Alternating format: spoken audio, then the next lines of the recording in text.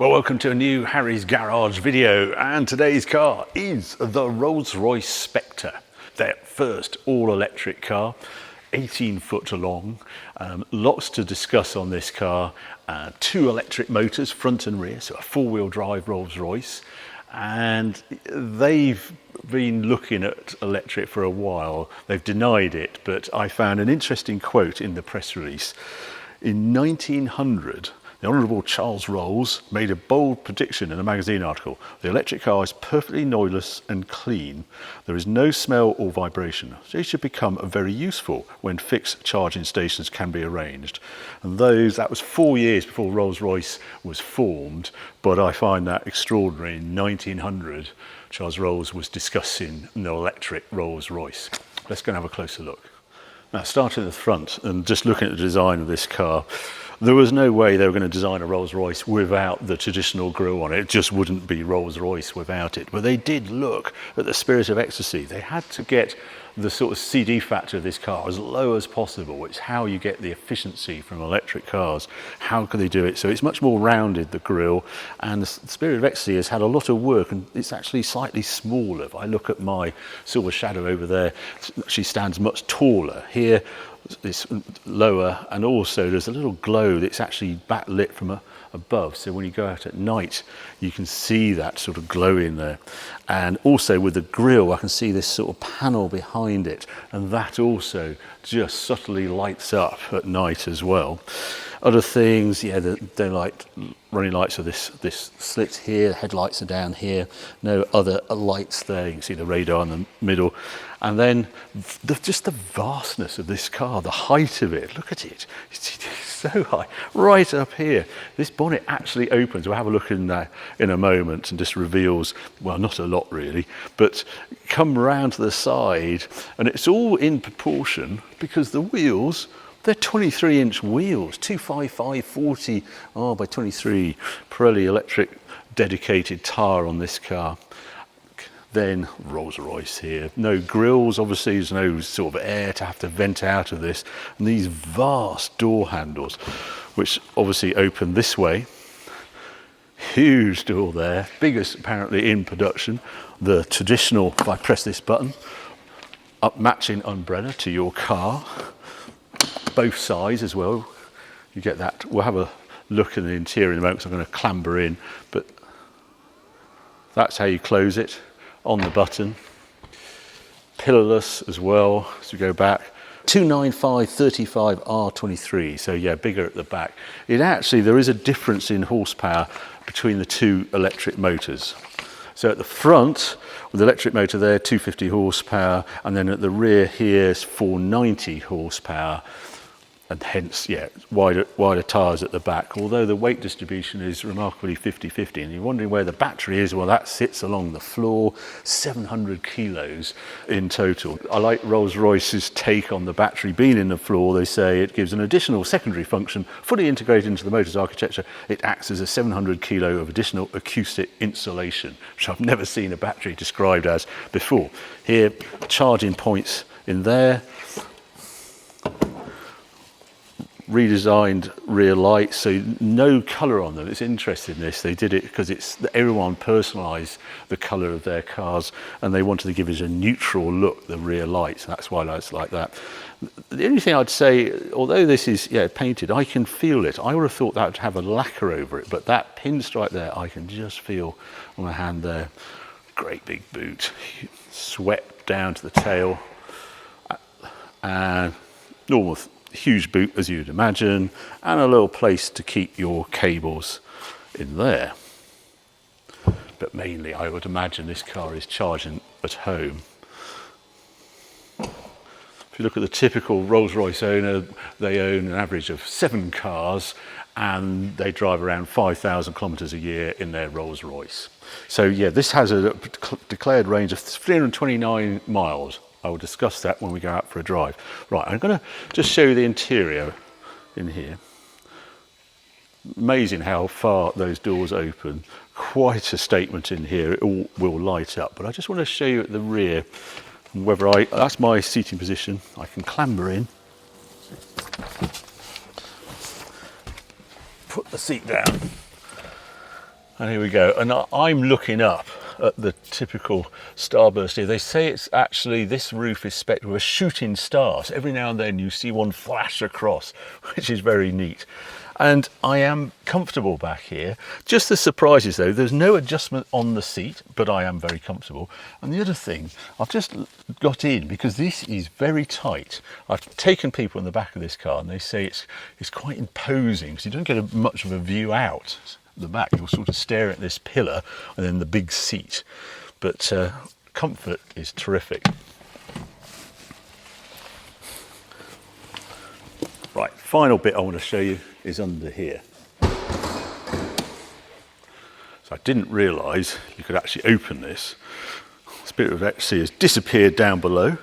There you are. Looks like it's a huge engine. It's not. It's just an aluminium cover covering the electric motor and probably the charge points and that. But let's take it outside and see how this Rolls Royce Spectre drives.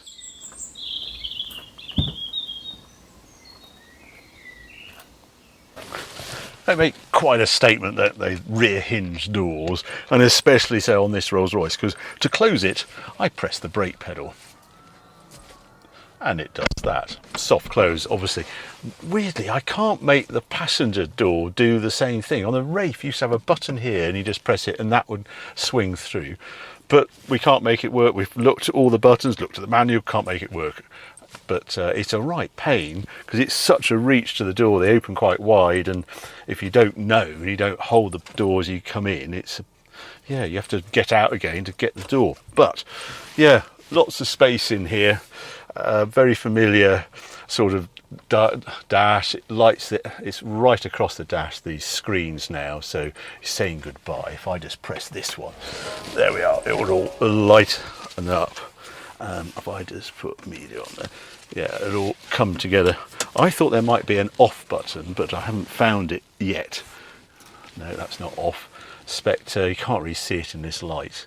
And in front of me, well, a speedo, 182 miles of range and a power reserve, so 100% ready.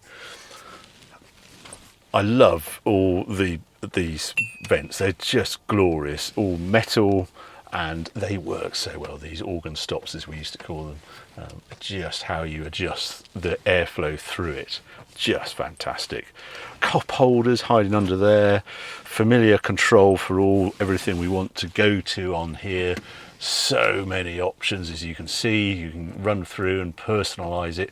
These are personalized buttons as well, 1 to 8. Now someone else has set these up. I haven't bothered to change them. And there's no hint of what they are without pressing them, as far as I can see.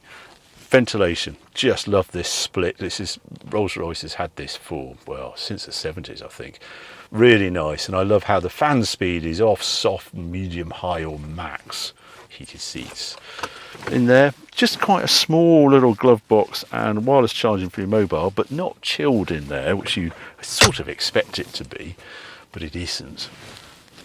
Can't see this starburst sort of roof at the moment, roof lining. Does mean you never get a panoramic roof if you go for that options. Yeah, now I ought to talk about the options because I haven't actually discussed price, but yeah, price of this car, £332,000 list. Price as tested, according to Autocar, who had the same car as me, £444,315. £110,000 worth of options on this car. The big one, well, the two-tone paint outside, Magnetite and gunmetal grey, £24,000. This one has the launch package in it, which includes bespoke interior, coloured stitching, illuminated tread plates, lambswool rugs, Rolls Royce headrest monograms, £16,000 for that little lot. Uplit Spirit of Ecstasy is £3,800 as a separate option. Shooting Star headliner, £15,000. This door panel with wood in here, that's another £10,320. God, they can charge. Yeah, those umbrellas. If you just want the umbrellas colour coded, £1,350 for those. Yeah, options are quite something. But if I press start, and the other thing I love about it is the controller for to drive. just like on my Silver Shadow as well, and off it goes. It locks, and I'm immediately apparent that I feel as though I'm sitting low, and there's a huge bonnet out the front, and it's high, and you're in this vault. You feel like you don't have this view out like if you're used to Range Rover, perhaps. Oh, Silver Shadow, it's a different view out. It's enclosed, sporting coupe sort of feel. And it's also, I need to get rid of the speed. It's decided my drive is 20 miles an hour, even though it's a private drive, and I've got to stop doing that, because obviously it's a 2024 car, nothing to do with Rolls Royce, it's EU regs. Right, let's go and find some better roads.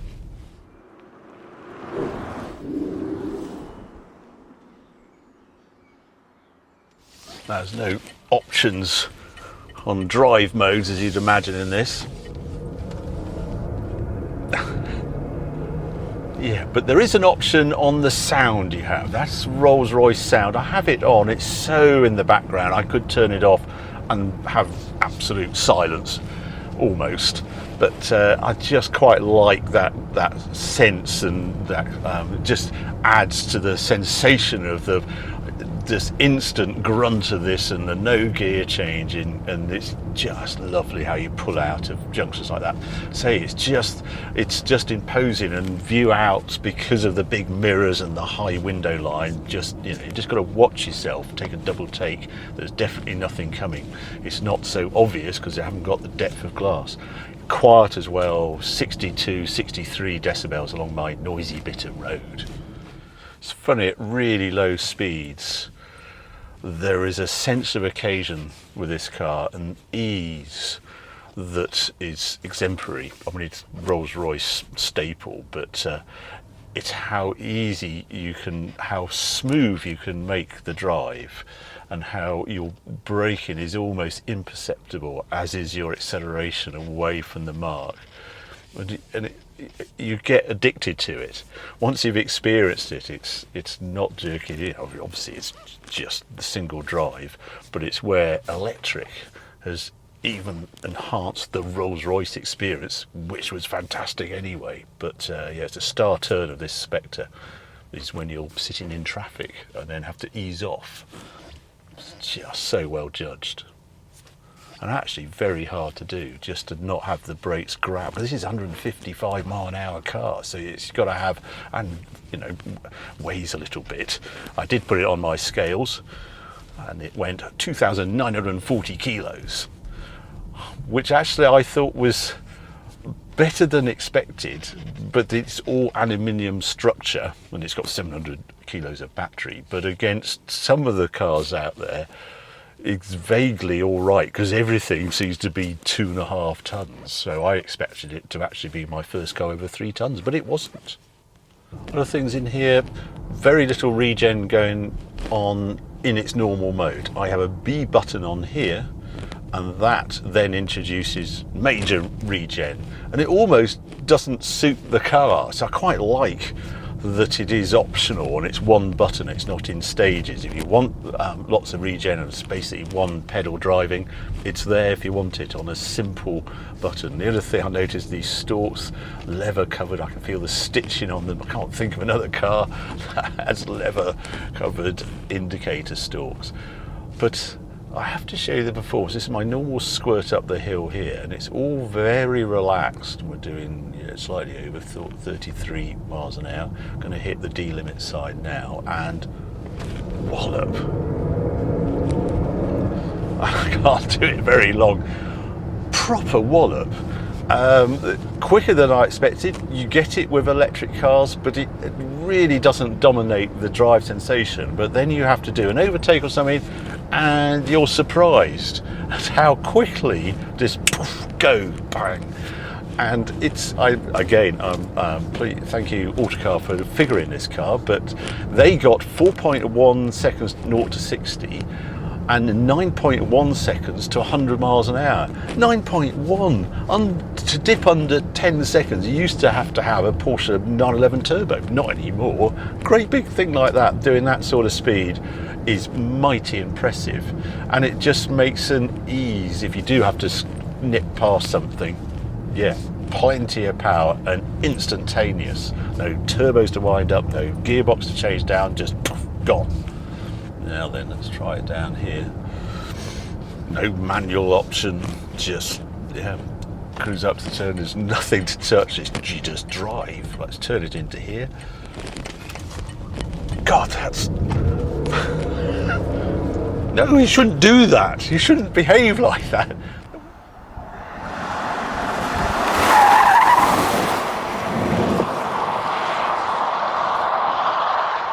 There wasn't anything there, was it? It was alert, poof, turned in, even though I hadn't put it in a sports setting, nothing.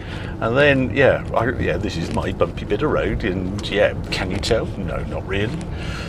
It's, yeah, I think looking at the spec of the car, I had to dive in. They don't tell you very much, Rolls Royce. You have to keep searching to try and find information on this car, but it has an electronic anti-roll bars. So they are decoupled when you're, you know, just going along a straight line as we were there. As soon as they feel an aggressive turn on the steering or something, they instantly come to action, and they control roll remarkably well. And I suppose you've got to add that it is the battery right along the base of the car, the electric motors down below, aluminium construction, and much to my surprise, it doesn't wallow, it just feels sharp, way sharper than it has any right to.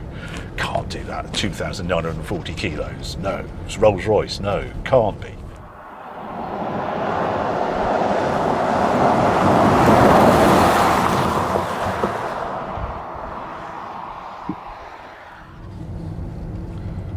Another little test for it round here. Yeah, it's air sprung, just swallows that bump round there. Powers out of their car. It is quite remarkable. Excellent round there. Points in there. It's got rear steer as well, that obviously helps in the dynamics department as well, but comes as a big surprise. I almost wasn't going to test it on this road. I thought, I can't take Spectre down there, but having sampled it earlier, I really had to show it because it does shine down here. Right, time to go through some likes and dislikes. Dislikes first. It's an odd one, because I love the design on the outside, but inside I do find it imposing and sort of claustrophobic in the back and just hard to place. As soon as you get in an environment where you have to watch the extremities, you really do need the cameras to know what it is. Just going out of my drive, I have 2 stone pillars, never thought about it, but they disappear like 20 meters before you get to them, and you have to have this memory log of, is those 2 stone pillars, where were they? Because it is so high and so full of blind spots everywhere. There's a little pillar box sort of look out the back, so I find that a bit disappointing. Although the efficiency, right, let's just go back to the efficiency, I've got it logged up. Yeah, 2.1 miles per kilowatt seems to be what I'm getting from this car. It might get better, 2.3, 2.4 on a run, but it does mean a 300 plus mile range, I'm afraid, is not there.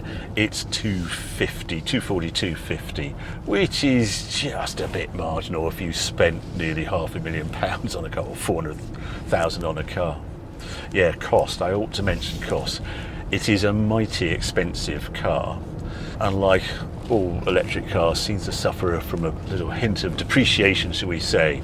It's a bit vulgar talking Rolls-Royce and depreciation, but they put after 3 years of value around 180,000 on it, so you're losing £250,000 in 3 years. Yeah, I put it into magnitude finance and it was eye-opening. But let's go on to the lights as my favourite Benz arrive. And yeah, you can probably guess my number one like as I charge around here. Look at it, look at it. Not a punch. No, it's a Rolls Royce, it shouldn't behave. Number one, dynamics.